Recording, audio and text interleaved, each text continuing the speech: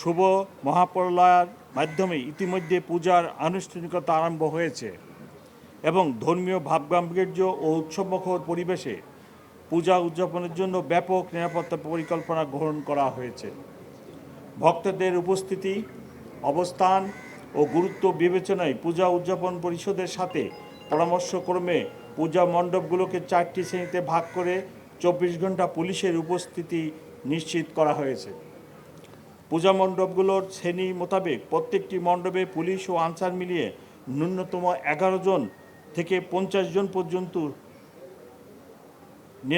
নিরাপত্তা বাহিনীর সদস্য মোতায়েন আছে।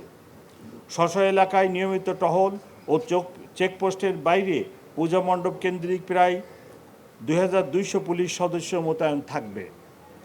সংশ্লিষ্ট পরিচালনা কমিটির সাথে যোগাযোগ রেখে তারা পূজা মণ্ডপের সার্বক্ষণিক নিরাপত্তা নিশ্চিত করবেন।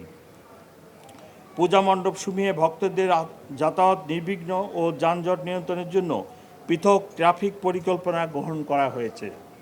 প্রতিমা বিসর্জনের দিন পৃথক কনভয় পরিকল্পনা গ্রহণ করা হয়েছে, যা ঢাকেশ্বরী মন্দির থেকে আরম্ভ হয়ে ওয়াইজ ঘাটে গিয়ে শেষ হবে। বিসর্জন শোভাযাত্রা নির্বিঘ্ন করতে অতিরিক্ত আরও প্রায় 2400 ফোর্স মোতায়েন থাকবে।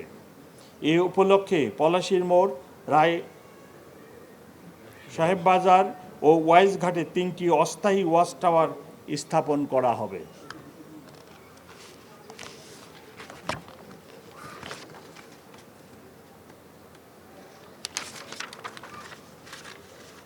দুর্গাপূজা চলাকালীন সময় আইনশৃঙ্খলা সমুন্নত রাখতে নিয়মিত পুলিশের পাশাপাশি সাদা পোশাকে গোয়েন্দা পুলিশও মোতায়েন থাকবে। যে কোনো ধরনের জরুরি পরিস্থিতি মোকাবেলার জন্য সোয়াট, এক্সপ্লোসিভ রিকভারি ও bomb disposal team, dog squad ও ক্রাইম সিন টিম সার্বক্ষণিক স্ট্যান্ডবাই থাকবে। প্রতিটি মণ্ডপে পুলিশের পাশাপাশি স্বেচ্ছাসেবক নিয়োজিত থাকবেন। গুরুত্বপূর্ণ মণ্ডপসমূহের প্রবেশপথে 15টি আশ্রয় স্থাপন করা হবে এবং প্রয়োজনে মেটাল ডিটেক্টর দিয়ে তল্লাশি করা হবে। এছাড়া সিসি ক্যামেরার মাধ্যমে মণ্ডপের আশেপাশে পুলিশি নজরদারি থাকবে। সমাজ কল্যাণ মন্ত্রণালয় থেকে প্রতিটি পূজা মণ্ডপে ওনাদের লোক নিয়োগ করবেন। আমি পূজা উদযাপন কমিটির যে নেতৃবৃন্দ এখানে আসেন, আমি ওনাদেরকে রিকোয়েস্ট করব সমাজ কল্যাণ মন্ত্রণালয়ের ওই সকল ব্যক্তি নিয়োজিত হয় কিনা সেটা আমাদেরকে জানাবেন বা আমাদের স্বরাষ্ট্র উপদেষ্টা মহোদয়কে জানাবেন, কারণ ওনাদের ব্যাপক সংখ্যক লোক এইবার নিয়োগ করা হবে পূজা মণ্ডপগুলোতে। ধর্মীয় এই উৎসবকে কেন্দ্র করে যে কোনো ধরনের ভুল তথ্য বা অপতথ্য ছড়ানো রোধে সাইবার প্যাট্রোলিং জোরদার করা হবে। পূজা মণ্ডপের প্রবেশপথে অপরিকল্পিত অননুমোদিত অস্থায়ী দোকানপাট স্থাপন নিরুৎসাহিত করা হয়েছে। পূজার নিরাপত্তা ব্যবস্থা তদারকির জন্য ঊর্ধ্বতন পুলিশ কর্মকর্তাগণ নিয়োজিত থাকবেন। দুর্গাপূজার নিরাপত্তা ব্যবস্থায় নিয়োজিত অন্যান্য আইনশৃঙ্খলা বাহিনী ও সেবা সংস্থাসমূহের সাথে সার্বক্ষণিক সমন্বয় থাকবে।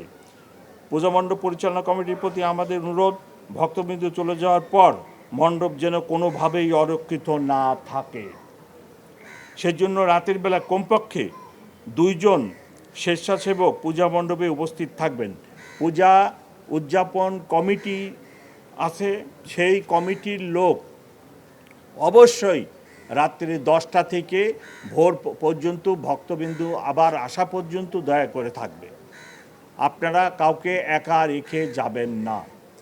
আমার পুলিশ, আনসার, সমাজ কল্যাণ মন্ত্রণালয়ের যে লোক ওনারা থাকবে, কিন্তু সাথে অবশ্যই আপনাদের 2 জন লোককে রাখবেন। এটা আমাদের স্বরাষ্ট্র মন্ত্রণালয় থেকে এই অনুরোধ করা হয়েছে, ওনারা ছিলেন, সেই অনুরোধের প্রেক্ষাপটে আমি এই অনুরোধটা এখানে করলাম।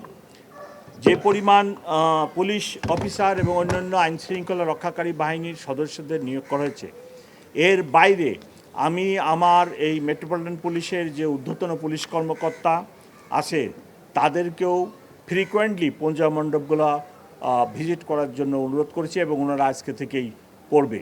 তাছাড়াও থানা ফাঁড়ির যে সমস্ত লোক আছে আমরা সবাই পূজা মণ্ডপের নিরাপত্তার জন্য কাজ করে যাব, নজর রাখব।